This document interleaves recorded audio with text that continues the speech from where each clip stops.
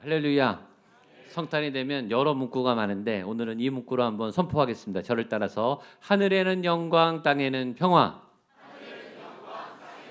네, 선포하면 크게 해서 선포할 때 그렇게 될 줄로 믿습니다. 하늘에는 영광, 하늘에는 영광, 땅에는 평화. 하늘에는 영광, 땅에는 평화. 아멘. 예수님의 오신 사건은 하나님은 영광을 받으시고 땅에는 기쁨과 평화가, 오늘 예수님 때문에 여러분이 평강을 얻고 모든 불안과 두려움이 사라지는 그런 샬롬의 역사가 나타나기를 주님의 이름으로 축복합니다. 오늘 말씀은 나는 죄인을 회개시키러 왔다. 성탄절 본문은 아니지만 예수님이 왜 이 땅에 오셨는지, 예수님이 이 땅에 오신 목적을 밝히는 중요한 본문입니다. 예수님이 탄생한, 성탄하신 이유는 나는 죄인을 구원하러 왔다. 죄인을 회개시키러 왔다. 죄인들 때문에 온 거다 라고 말씀하신 거예요. 이 본문을 통해서 왜 예수님이 탄생하셨는지, 왜 예수님이 우리를 위해 죽으셨는지 그 비밀을 이미 아시겠지만 확인하고 그 비밀의 복을 누리는 여러분 되시기를 축복합니다. 주님의 관심은 죄인이에요. 죄인이 누구냐? 죄인은 죄를 짓는 사람이 죄인이. 죄를 한 번 짓건 10번 짓건 100번 짓건 다 죄인이. 저와 여러분은 죄인이에요. 일부 때는 다 아멘을 하셨거든요. 우리는 죄인입니다. 아멘. 인정하시죠? 죄인은 어떤 사람이냐? 죄를 짓는 사람이에요. 죄는 뭐냐? 죄는 나쁜 거예요. 알아요. 알지만 이게 안 끊어져요. 내가 어쩔 수 없이 짓기도 하고 때로는 즐겨 짓기도 해요. 그런데 그렇게 되면 나빠져요. 그리고 죄는 굉장히 힘들어져요. 죄를 지면 힘든 일이 생기죠. 예수님이 죄인을 위해 오셨다는 말은 뭘까요? 죄인들이 죄 때문에 힘들고 어렵고 두렵고 방황하고 기분 나쁘고 마음이 상해 있고 고통스러워하는 그 고통을 내가 해결해 주러 왔다라고 말씀하신 것과 같습니다. 이 고통은 그냥 견딜만한 고통이 아니라 굉장히 아픈 고통이고 반복적인 고통이고, 죄인들이 죄를 계속 지어오기 때문에 자기 연수만큼 죄를 짓잖아요. 그렇죠? 이 죄가 쌓여요. 그러니까 나이가 들수록 아프기 시작해요. 마음도 아프고 몸도 아파요. 그리고 이 죄는 죽을 때까지, 여러분 죽을 때까지 고통이 따라오지 않습니까? 죽을 때까지 두렵잖아요. 우리는 죄인으로 살다가 죄인으로 죽어요. 이 세상의 바다에, 이 죄의 바다에 우리가 빠져서 죽을 수밖에 없는 존재예요. 우리는 그래요. 그리고 아무리 발버둥 쳐도 아무리 몸부림쳐도 이 세상의 죄의 늪에서 우리는 빠져나올 길이 없어요. 그게 죄인의 현실이에요. 그 죄인을 보고 주님이 배를 만들고 방주를 만들어서 우리를 건져내는 사건, 그것이 구원이에요. 구원. 나는 죄인을 구원하러 왔다. 회개시키러 왔다. 내가 물에 빠져서 죽을 수밖에 없는 너희들을 건져주러 왔다. 이것이 나의 사명이다. 예수님이 오늘 자신의 존재 목적과 또 이 땅에 태어나신 이유를 우리에게 말씀해 주십니다. 오늘 예수님은 마태라고 하는 제자를 부르세요. 마태라고 하는 세리를 제자로 부르시면서 이 말씀을 하시죠. 내가 온 것은 나는 죄인을 부르러 왔기 때문이다. 이렇게 말하면서 마태를 구원해 주세요. 저는 오늘 우리 모두가 마태가 되기를 축복합니다. 주님, 나도 구원해 주세요. 나도 살려주세요. 나도 이 고통의 무거운 짐을 오늘 그 승리의 그리스도를 통해 벗겨지게 해주세요. 자, 그 내용을 한번 보겠습니다. 먼저 예수님이 이 제자를 부르신 사건은 굉장히 파격적인 사건이에요.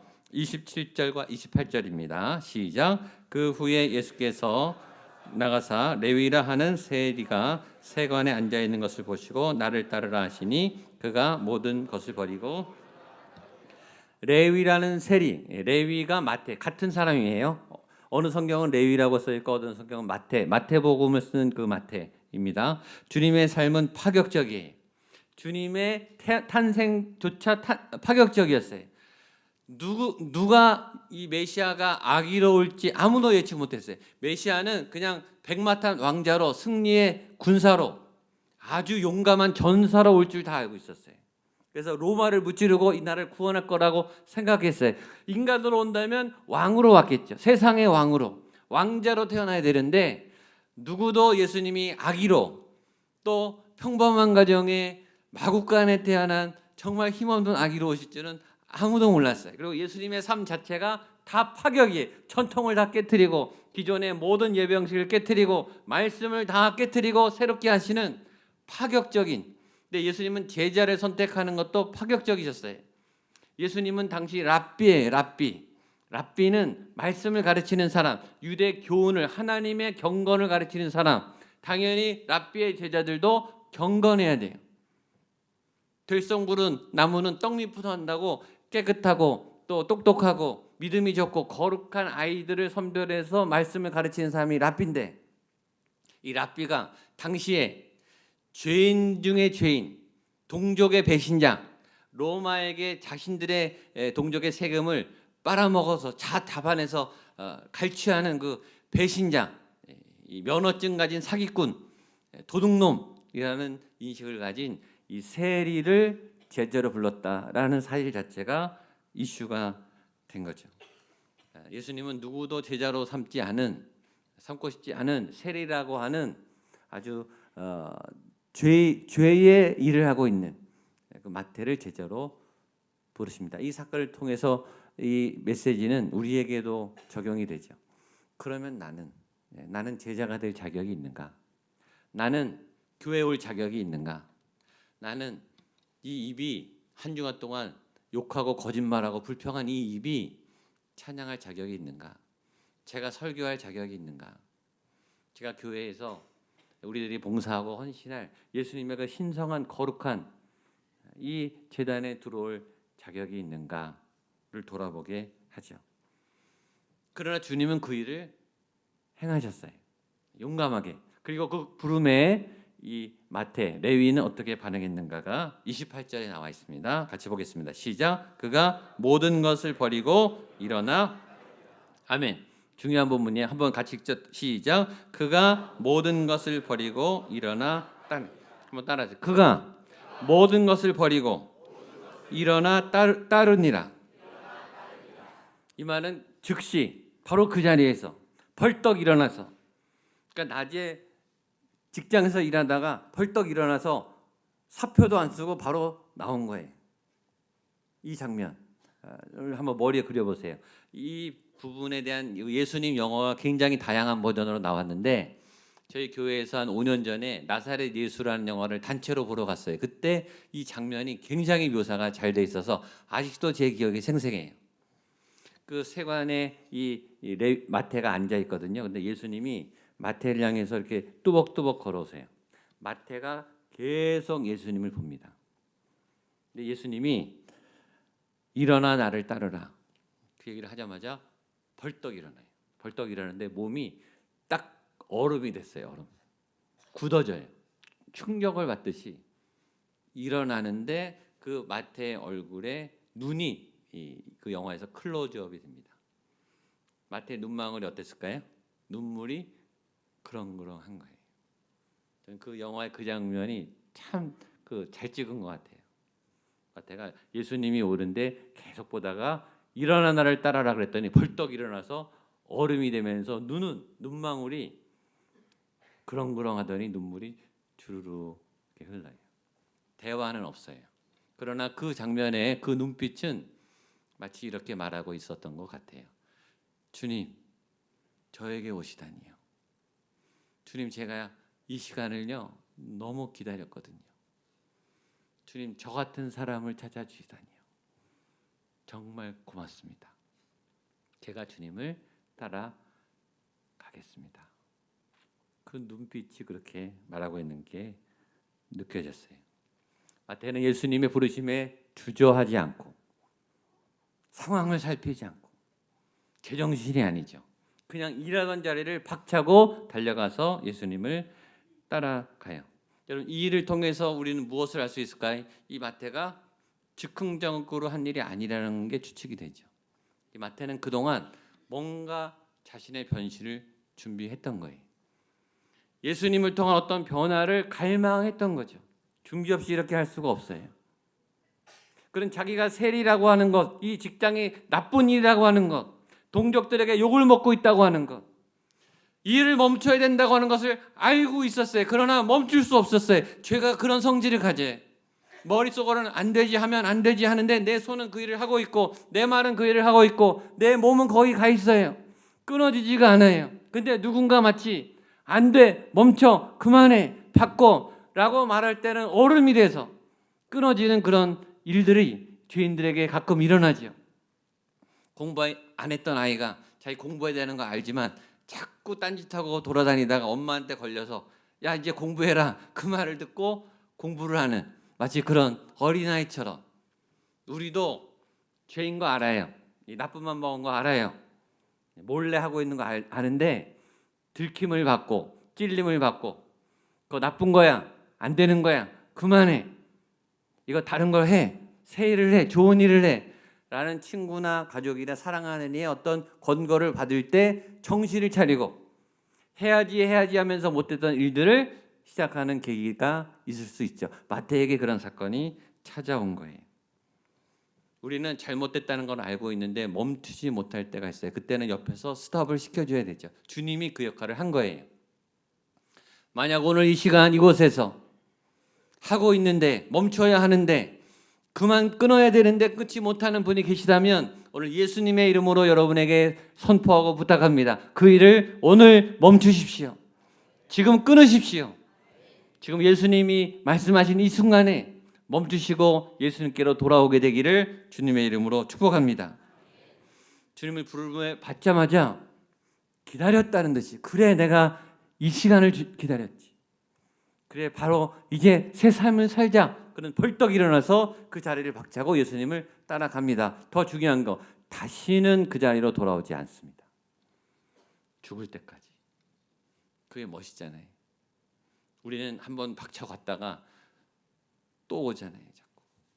그게 아니고 마태는 한번 박차고 나간 그 자리를 다시는 돌아오지 않아요. 여러분, 죄로부터 떠나서 다시는 돌아오지 않게 되기를 축복합니다.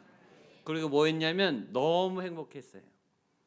가만히 있을 수가 없었어요. 그래서 뭐라 하냐면 잔치를 벌려요. 큰 잔치를 벌입니다. 29절입니다. 시작. 레위가 예수를 위하여 자기 집에서 큰 잔치를 하니 세리와 다른 사람이 많이 함께 앉아 있는지라. 큰 잔치를 벌였다는 걸 뭘로 알 수 있죠? 그만큼 자기 기쁨이 컸다는 거예요. 그렇죠? 기쁨이 큰 만큼 내가 이렇게 막 베풀고 싶은 거죠. 기쁨이 큰 만큼 막 알리고 싶은 거예요.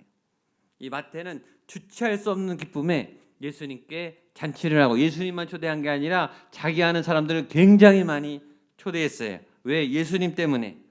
예수님이 나를 만났으니까, 예수님이 나를 구원했으니까, 예수님이 내 삶에 오셨으니까. 여러분, 그것이 성탄이에요. 성탄이란 예수님이, 그리스도가 내 죄를 회개시키고 내 죄악을 끊고 내 삶에 들어오신 사건이 성탄이에요. 이 성탄의 기쁨이 여러분에게도 가득하게 되기를 축복합니다. 천사가 말했죠. 이 소식은 온 세상에 미칠 큰 기쁨의 좋은 소식이다. 기뻐하라. 성탄은 선물을 받아서 파티가 있어서 기쁜 게 아니라 예수님이 나를 찾아와서 너 그 모든 짐 벗고 이제 새 삶을 시작해. 내 손을 잡아. 이제 새롭게 밝은 미래가 너에게 펼쳐져 있어. 예수님의 손을 잡고 일어나는 그 기쁨을 회복하는 날이 성탄이에요. 성탄의 제일 중요한 건 예수님을 만나는 거예요. 산타클로스를 만나는 게 아니고 데이트를 하는 게 아니고, 성탄은 예수님을 만나서 기쁨이 흘러넘쳐서 잔치를 하는 거예요. 내일 모레 그래서 잔치를 하는 거예요. 예수님을 위한 공연을 하는 거예요. 예수님 감사해요. 왕께 경배합니다. 여러분, 그런 마음으로 화요일날, 수요일날 오게 되기를 바랍니다. 성탄절날 우리가 맞이해야 될 감정은 기쁨이에요. 그래서 기쁨이 생기지 않는 분들은 기도하셔야 돼요. 주님의 성탄의 사실이 내게 아직 기쁨이 되지 않습니다. 내가 지금 이 현실이 너무 눌려 있고 내가 하루하루가 너무 힘들어서 이 기쁨이 다가오지 않아요. 주님, 이 기쁨이 내게도 회복되게 해주세요. 2019년 12월 25일 성탄이 내게 기쁨이 회복되는 성탄이 되게 해주세요. 그렇게 되기를 바랍니다. 그런데 이 기쁨의 잔치를 끼얹는, 찬물을 끼얹는 그런 사람들이 있었어요. 보겠습니다. 30절로 32절까지 시작. 바리새인들과 그들의 서기관들이 너희가 어찌하여 세리와 죄인과 함께 먹고 마시느냐? 예수께서 대답하여 이르시되 건강한 자에게는 의사가 쓸데없고 병든 자에게야 쓸데있나니 내가 의인을 부르러 온 것이 아니요 죄인을 불러 회개시키러 왔노라. 아멘. 자, 마태가 세리인데 잔치를 불리니까 친구들이 왔겠죠. 친구들이 누구겠어요? 세리들이 왔겠죠. 세리들이. 그렇죠? 그러니까 세리들이 잔뜩 모여 있으니까 밖에서 잔치에 들어왔는지 밖에서 왔는지 모르겠지만 바리새인과 서기관들이 죄인들끼리 모여서 놀고 있네. 막 그 잔치를 비방하는 찬물을 끼얹는 거예요. 지금 한 사람이 구원을 받고 예수님도 계시고 막 밝은 빛과 기쁨과 아주 감사가 넘치는 그 행복한 잔치를 옆에서 바라보면서 그 잔치에 찬물을 끼얹는 사람들도 있었다. 여러분, 이런 사람이 있죠. 어떠한 어둠, 어떠한 절망에서도 한 줄기 희망과 빛을 찾아내고 긍정과 희망을 찾아내서 이겨내는 사람, 그리고 그 어둠을 밝히는 사람이 있어요. 반대로 대부분 거의 다 밝고 희망이 있고 길이 많고 소망적인데 거기서 어떻게든 틈을 찾고 비판할 거를 찾고 욕먹을 걸 찾아가지고 그걸 꼭 집어서 지적하는 사람. 지금 이 바리새인과 서기관들은 그런 사람들이 좋은 게 가득한데, 행복이 가득한데, 예수님의 구원과 축복이 가득한데 거기서 꼬투리를 잡고 굳이 해선 안 될 말을 하면서 그 잔치를 망치는 어둠의 사람, 비판의 사람. 이 사람들은 왜 그럴까요? 자기가 어둠이 가득하니까 어둠만 보이는 거예요. 내 안에 어둠이 가득하니까, 불만과 시기가 가득하니까 안 되는 것만 보이는 거예요. 여러분, 우리 앞에 길이 안 보이는 게 아니라 내 길에, 내 눈에 그 안 되는 길만 보이는 거예요. 길은 많아요. 2019년, 2020년, 2020년에 얼마나 다양한, 얼마나 새로운, 얼마나 많은 기회가 열리겠어요. 기회는 많은데 우리가 안 보이니까 못 잡죠. 내 눈에는 닫힌 길만 보이고 닫힌 문만 보이는 거예요. 그런 말씀이 있죠. 내 눈을 열어 주의 놀라운 것을 보게 하소서. 내 눈이 열려, 내 길이 열려 주의 놀라운 말씀을 듣게 하소서. 이 바리새인들은 예수님의 선하심, 예수님의 구원, 예수님의 위로하심 그건 하나도 안 보이고 죄인들끼리 먹고 마시는구나. 일단 본인들은 악하기로 마음을 먹고 또 기뻐하지 않기로 마음을 먹은 거예요. 만약에 예수님이 죄인들하고 함께하지 않았다면 또 이렇게 말할 수 있어요. 왜 당신들은 가난하고 소외된 사람들과 어울리지 않느냐? 왜 골방에서 기도만 하는 나 현장으로 나가라? 이런 분들은요, 어떤 일을 해도 꼬투리를 잡아내는 사람들이에요. 부정이 가득하기 때문이에요. 내 삶은 어떤가? 내 시각은 어떤가? 나는 내 가정에, 내 교회에 희망을 보고 있는가? 지적을 하고 있는가? 안 될 일을 보고 있는가? 주님은 어떻게 반응하시는가? 주님의 반응이 중요해요. 여러분, 우리의 감정보다 주님의 생각은 더 중요합니다. 주님의 말씀을 보겠습니다. 31절, 32절 시작. 예수께서 대답하여 이르시되 건강한 자에게는 의사가 쓸데없고 병든 자에게라야 쓸데 내가 죄인을 부르러 온 것이 아니요 죄인을 불러 회개시키러 왔노라. 아멘. 주님은 화내지 않아요. 니네가 그딴 말로 장치를 망쳐? 내 이 신성한 구원의 일을 방해라고 맞대응하지 않으세요. 이게 주님의 인격이죠. 주님은 스펀지처럼 넓으세요. 그리고 진리의 말씀으로 대답하시죠. 이런 말씀이에요. 건강한 자에게는 의사가 쓸데없고 병든 자에게 쓸데가 있고 나는 의인을 부르러 온 것이 아니라 나는 죄인을 부르러 왔다. 이런 거죠. 그게 뭐 어떤데? 내가 죄인을 만나는 게 뭐가 어때서? 나는 죄인을 구원하러 온 거야. 그게 내 목적이야. 나는 아픈 분들을 치료하러 온 거야. 그래서 내가 아픈 분들하고 있는 거야. 이 고통받는 사람들이 아무도 치료해주지 않으니까 내가 직접 온 거야. 내가 이 사람들을 도우러 왔는데 그게 뭐가 잘못됐어?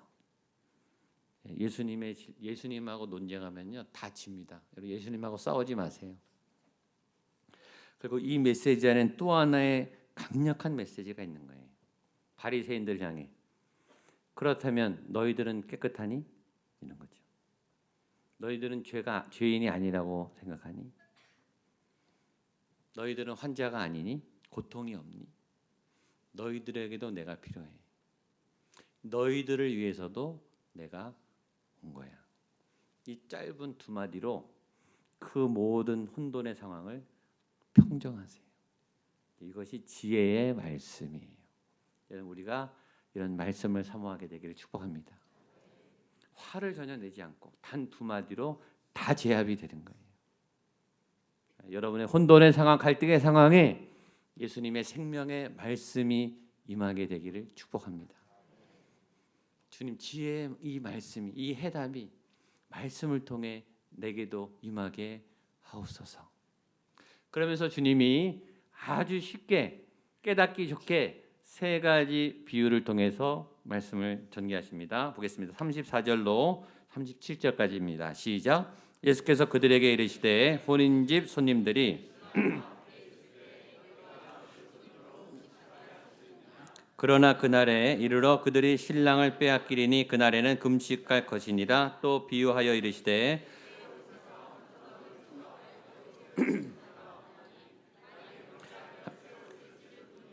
또 새 옷에서 찢은 조각이 낡은 것에 어울리지 아니하리라. 새 포도주를 낡은 가죽 부대에 넣는 자가 없나니 만일 그렇게 하면 새 포도주가 부대를 터뜨려 포도주가 쏟아지고 부대도 못 쓰게 되니라. 아멘. 하여튼 2부 말씀할 때는 말씀을 크게 따라 하시니까 제가 막 힘이 납니다. 말씀하면서 잘하고 계십니다. 말씀은 크게 하셔야 돼요. 자, 주님이 세 가지 비유를 하세요. 혼인집에 가서는 금식하지 않는다. 두 번째, 새 옷을 찢어가지고 낡은 옷에 붙이지 않는다. 세 번째, 새 포도주는 낡은 부대에 담지 않는다. 세 가지 아주 쉬운 예. 주님의 비유는 쉬워요. 그러나 아주 날카로운 진리가 있죠. 세 가지 얘기는 한 가지 얘기랑 똑같아요. 그 다음에 나온 얘기죠. 보겠습니다. 38절, 39절 크게 시작. 새 포도주는 새 부대에 넣어야 할 것이니라. 포도주를 마시고 새 것을 원하는 자가 없나니 이는 묵은 것이 좋다 함이니라. 38절 새 포도주는 새 부대에 넣어야 할 것이니라. 따라하시죠. 새 포도주는 새 부대에, 새 포도주는 새 부대에. 아멘. 새 포도주가 새 부대에 담기는 복을 누리시기를 바랍니다. 이 말씀은 크게 세 가지로 해석할 수 있어요. 첫 번째, 새 포도주는 새 부대에. 지금 예수님이 오셨고 예수님의 구원이 임하고 있어요. 율법의 시대가 가고 낡은 전통의 시대가 가고 지금 구원의 문이 열렸고 그 예수님이 지금 구원의 문이세요. 그 새 포도주를 새 부대에 담아야 돼요. 우리의 몸에 그 예수님의 생명을 담아야 돼요. 지금 그 기회를 지금 잡아야 돼요. 제가 늘 말하죠. 오늘 받을 은혜, 오늘 받을 지혜, 오늘 받을 하나님의 도움, 새 포도주를 새 부대에 오늘 담게 되기를 축복합니다. 그러려면 두 번째, 낡은 부대는 버려야 돼요. 옛 것은 버려야 돼요. 옛 것을 버려야 새 것을 담을 수 있어요. 옛 전통, 옛 습관, 옛 기득권, 옛날에 사역했던 거, 옛날에 은혜 받았던 거, 그건 다 옛날 거예요. 오늘은 새 은혜예요. 옛날 내가 사역했던 자리 떠나셔야 돼요. 제가 교육받았던 제 멘토 목사님이 지금 잘하는 것도 버리라 그랬어요. 사역을 잘하고 있는데도 막 바꿔요. 기간도 정해져 있지 않아요. 제가 훈련받았던 교회에서는 1년이고 6개월이고 잘하면 더 빨리 바꿀 때도 있어요. 잘할 때 오히려 바꿔야 된다는 거예요. 쓸만한 것도 바꾸라 그랬어요. 그래야 새 일을 막 해나는 거죠. 우리가 안 떠나는 이유는 그 자리가 필요해서가 아니고 사실은 떠나기 싫어서예요. 왜 떠나기 싫을까요? 거기 뭐가 이득이 있어요. 거기 내 영광이 있다고요. 거기 내 땀과 수고와 내가 받고 싶은 어떤 유익이 있기 때문에 못 떠나는 거예요. 근데 예수님은 과거를 떠나야, 옛 습관을 떠나야, 옛 전통을 버려야, 옛 율법을 깨뜨려야 새로운 포도주를 담을 수 있다. 새 은혜를 받을 수 있다. 여러분 2019년의 믿음과 2020년의 믿음은 또 다를 거예요. 다른 은혜가 부어질 거예요. 그 은혜를 신선하게 매일매일 공급받으셔야 돼요. 그래서 큐티가 필요한 거예요. 매일 새로운 말씀을 받아야 돼요. 매주 설교가 다르죠. 새로운 말씀, 같은 본문이어도 말씀은 달라요. 새로운 은혜, 새로운 밥이 주어지기 때문이에요. 세 번째 메시지. 만약에 그렇게 하지 않으면 둘 다 망가진다. 새 옷도 망가지고 낡은 옷도 다 망가진다. 혼인집에 가서 혼자 금식하고 앉아있으면 혼인 잔치도 망치고 금식하는 사람도 배고프고, 새 포도주를 낡은 부대에 담으면 포도주 그게 터져버려서 다 망가진다. 내가 지금 내 신앙을 바꾸지 않고 내 자리를 떠나지 않고 새 신앙, 새 믿음 예수님을 만나지 않으면 나도 망가지고 그 주변도 다 망가진다는 거예요. 그래서 빨리 예수의 구원, 예수의 복음 안에 들어와라 라고 예수님이 강력하게 얘기하는 거예요. 오늘 마태 세리는 즉각 일어났어요. 그리고 그 자리를 박차고 떠났어요. 다시는 돌아오지 않았고 그는 순교해서 죽었어요. 사도가 되었습니다. 예수님의 제자가 되었습니다. 왜냐? 나는 죄인을 부르러 왔노라. 라는 예수님의 탄생의 목적, 이 땅에 오신 목적에 합한 삶을 살았기 때문입니다. 오늘 주님은 동일해요. 동일하게 마태를 부르신 것처럼 저와 여러분을 부릅니다. 내가 온 것은 네가 지금 너무 힘들어하는 것을 알기 때문이야. 네가 지금 망설이는 것을 알고 있기 때문이야.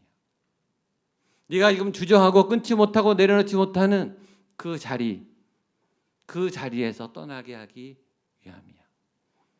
나는 죄인을 부르러 왔노라. 나는 아픈 사람들을 도와주러 왔노라. 내게로 나오라. 내게로 나오라. 주님이 녹화하십니다. 주님이 친히 내려오셨습니다. 아기로. 여러분 아기는요 누구든지 접근이 가능하잖아요. 저는 그 아기로 오신 예수님이 너무 좋아요. 아기는요 누구든지 다가갈 수 있어요. 누구든지. 그래서 예수님이 거부하지 않고 누구든지 오도록 하신 것 같아요. 그 예수님을 만나는 저와 여러분 되시기를 축복합니다. 기도하겠습니다.